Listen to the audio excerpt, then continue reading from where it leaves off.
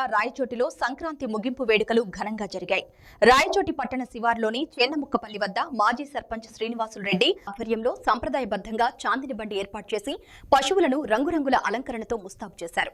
ఈ సందర్భంగా కాటమరాయుడికి ప్రత్యేక పూజలు నిర్వహించగా చిట్లకుప్ప వేడుకలు భక్తులను విశేషంగా ఆకట్టుకున్నాయి.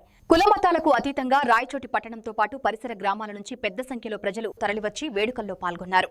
ఈ సంక్రాంతి ముగింపు వేడుకల ప్రత్యేకతలు, భక్తుల సందడి తదితర పూర్తి వివరాలను మా ఉమ్మడి కడప జిల్లాల ప్రతినిధి షబ్బీర్ అందిస్తారు. హిందువుల అతిపెద్ద పండుగ సంక్రాంతి పండుగ. ఈ సంక్రాంతి పండుగ 3 రోజుల పాటు అంగరంగ వైభవంగా నిర్వహిస్తారు. అన్నమయ్య జిల్లా రాయచోటి పట్టణంలో ఈ సంక్రాంతి పండుగ వేడుకలను వైభవంగా నిర్వహిస్తున్నారు.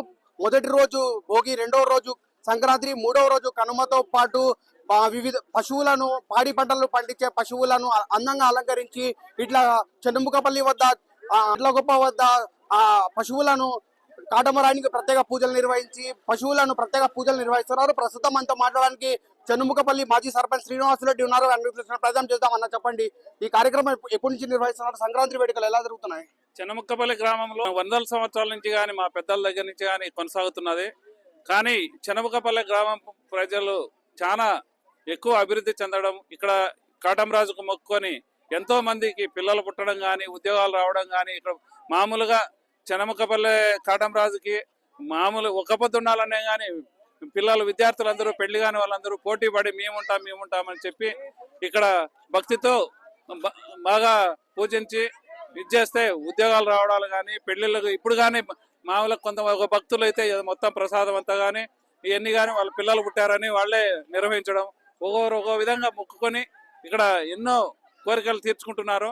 అలాగే మాకు రాయచోటి దగ్గరలోనే చెన్నముకపల్లి గ్రామం ఉండడం, దాదాపు ఒక 10-15 వేల మంది జనాభా ఇక్కడ రావడం, ఇక్కడ వచ్చిన ప్రజలకు కానీ ఏ ఇబ్బందులు లేకుండా మేము దగ్గరుండే ప్రజలు, చెన్నముకపల్లి ప్రజలందరం కలిసి కట్టుగా ఒకటే మాట మీద ఒకటే ఇదిగా చేస్తూ ఇక్కడ ఏ ఒక్క ప్రజలు భక్తులకు వచ్చిన వాళ్ళందరికీ కానీ ప్రసాదాలు దాదాపు 15-20 కౌంటర్లుగా పెట్టి ఈ ప్రసాదం కానీ 15 నిమిషాల్లోనే ఇక్కడ ప్రసాదం అంతా ఇన్ని కౌంటర్లలో కానీ అయిపోతుంది జరుగుతుంది. ఇక్కడ పశువులను బెదిరించుకోవడం, వెళ్ళడం అనేది చాలా ఆనందంగా అనిపిస్తుంది.